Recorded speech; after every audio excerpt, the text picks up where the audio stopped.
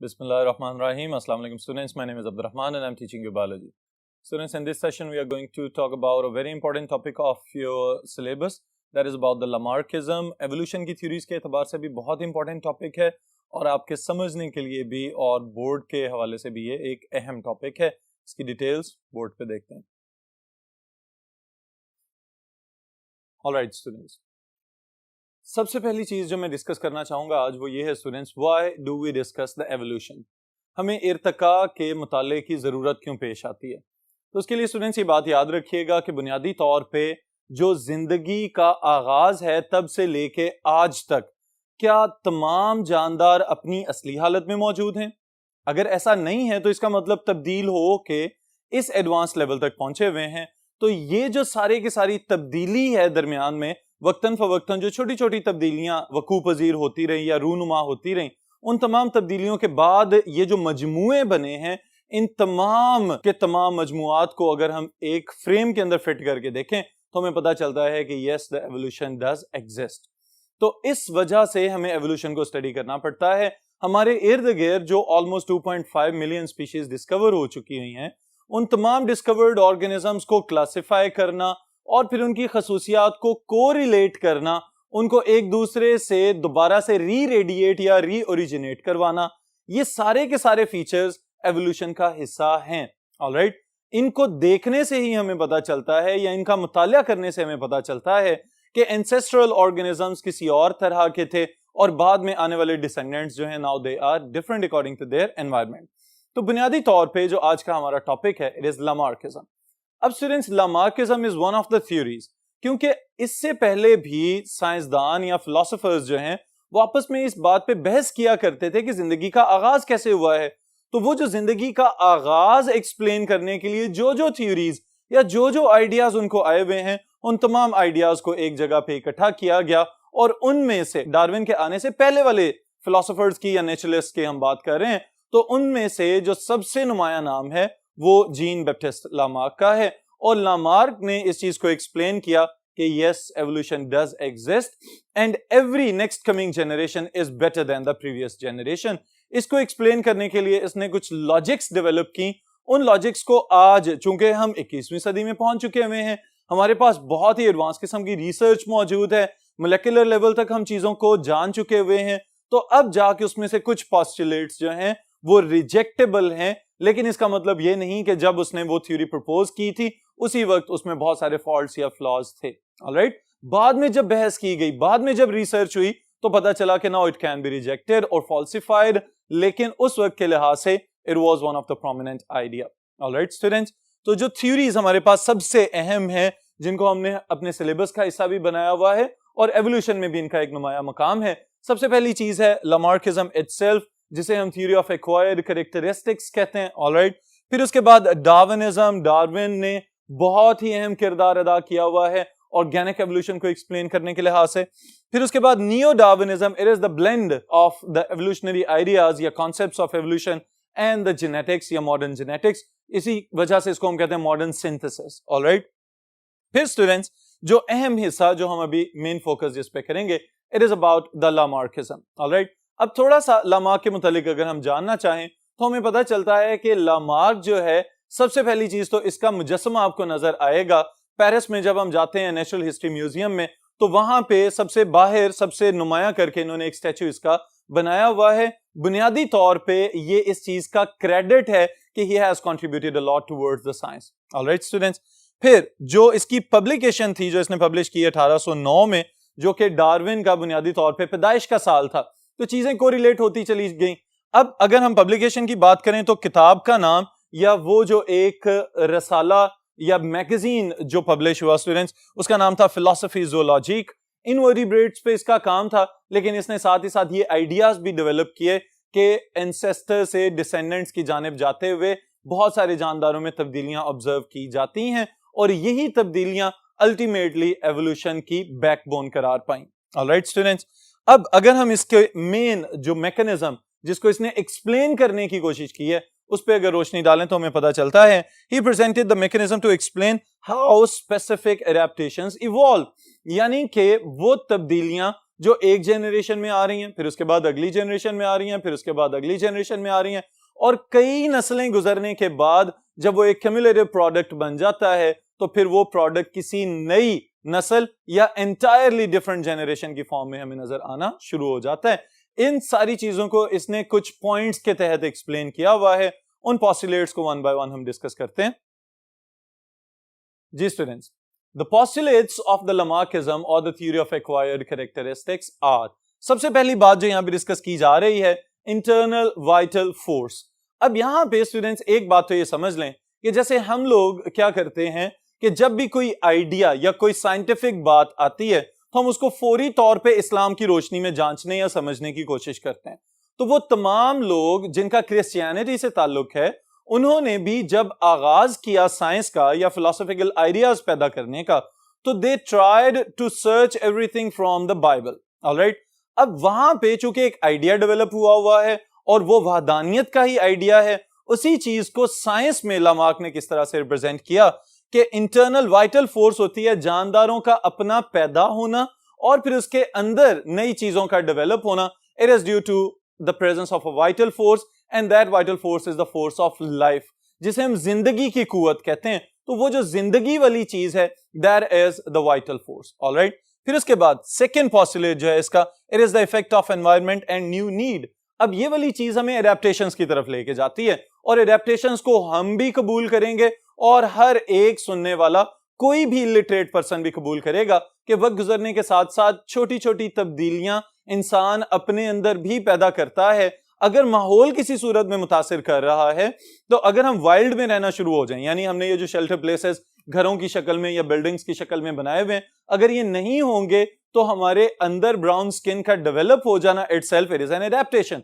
Alright, इसी तरह regional differences हमें नजर आते हैं बहुत सारी जगहों पे, so these are adaptations. Alright, तो ये जो एडेप्टेशंस हैं बुनियादी तौर पे ये माहौलियाती तब्दीलियों के मुसल्लत करदा चेंजेस होती हैं, जिनको फिर इंसान या बाकी जानदार अपने अंदर तब्दील करते चले जाते हैं। इट बिकम द नीड और इट बिकम द एडेप्टेशन।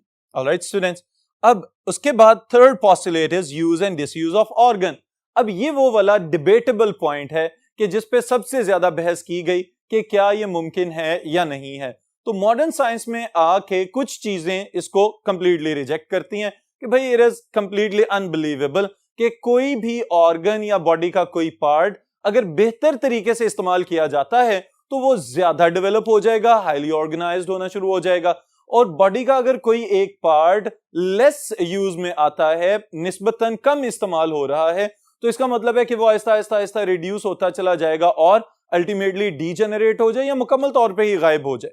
तो इस चीज को डिबेटेबल पॉइंट हम कह सकते हैं कि those parts of the body used to cope with the environment become larger and stronger, while those that are not used deteriorate or degenerate. अब इसको एक्सप्लेन करने के लिए लामार्क ने कुछ एग्जांपल्स भी बताई हुई हैं। एग्जांपल्स को वन बाय वन अभी हम आगे जाके डिटेल से डिस्कस करेंगे। The fourth postulate is inheritance of acquired characteristics. अब ये वाली बात जो है स्टूडेंट्स, इसको हम किसी हद तक कबूल कर सकते हैं। क्यों कबूल कर सकते हैं कि पहला सवाल तो ये पैदा होता है कि क्या हम माहौल से कुछ नहीं सीख रहे? तो हम बहुत कुछ सीख रहे हैं। तो ये हमारे एक्वायर्ड कैरेक्टरिस्टिक्स हैं। इसी तरह से बहुत सारी चाहते हुए या ना चाहते हुए चीजें एनवायरनमेंट की वजह से हमारे अंदर तब्दीलियां लेके आती हैं। वो जो तमाम तब्दीलियां हैं वो हमारी बॉडी का हिस्सा बनती चली जा रही हैं, वो हमारे ऑर्गेनिक मॉलिक्यूल्स के ऊपर भी असरअंदाज हो रही हैं। तो ये वाली चीजें these are the acquired characteristics, क्योंकि ये हमारे अपने नहीं हैं, हम बाहर से कहीं ना कहीं से इनको हासिल कर रहे हैं। वो किसी भी माहौलियाती तब्दीली का भी रिजल्ट हो सकता है। Alright students, so these are the inheritance of acquired characteristics. The modifications an organism acquires during its lifetime can be passed on along to its offsprings. अब ये वो वाली बात आ जाती है कि जब हम ये कहें कि भाई आदम अलैहिस्सलाम तो एक ही इंसान थे, लेकिन मौजूदा दौर में हमें जो 7 बिलियन के करीब इंसानी आबादी नजर आ रही है, क्या तमाम इंसान एक ही जैसे हैं? नो, डिफरेंट कॉन्टिनेंट्स पे नजर दौड़ाने से हमें पता चलता है कि हर जगह पे मुख्तलिफ एनवायरनमेंट में रहने वाले इंसान मुख्तलिफ खसूसियात के हामिल हैं। तो ये एडेप्टेशंस हैं जो आहिस्ता आहिस्ता आहिस्ता इकट्ठी होती चली गई और उन्होंने वो एक्वायर्ड कैरेक्टरिस्टिक्स जो थे उनको आहिस्ता आहिस्ता आगे इनहेरिट किया और फिर मौजूदा दौर में हमें जाके मुकम्मल तौर पे एक नई नस्ल नजर आना शुरू हो जाती है। So this is acquired characteristics की इनहेरिटेंस। ऑलराइट, फिर इसके बाद students last point, it is again the debatable thing, speciation या स्पीशिएशन इसको हम कहते हैं कि वो तमाम तब्दीलियां जो एक जनरेशन या काफी पुरानी जनरेशन से आना शुरू हुई और इकट्ठे होते होते होते आखिरकार एक एंटायरली डिफरेंट नई स्पीशीज जो है वो ओरिजिनेट हो जाए, तो फिर हम कहते हैं कि दिस इज स्पेसिएशन। ये भी डिबेटेबल चीज है क्योंकि यहां पे डार्विन ने बाद में जाके ऐड की नेचुरल सिलेक्शन, तो उसका कॉन्सेप्ट ऐड करने के बाद समझ में आती है, लेकिन जो लामार्क कहते हैं कि यूज एंड डिसयूज के अकॉर्डिंगली नई स्पीशीज पैदा हो जाती हैं, तो ये वाली चीज हमें हजम नहीं हो सकती। ऑलराइट, जो एग्जांपल्स लामार्क ने डिस्कस की हुई हैं इनकी हम वन बाय वन बात कर लेते हैं।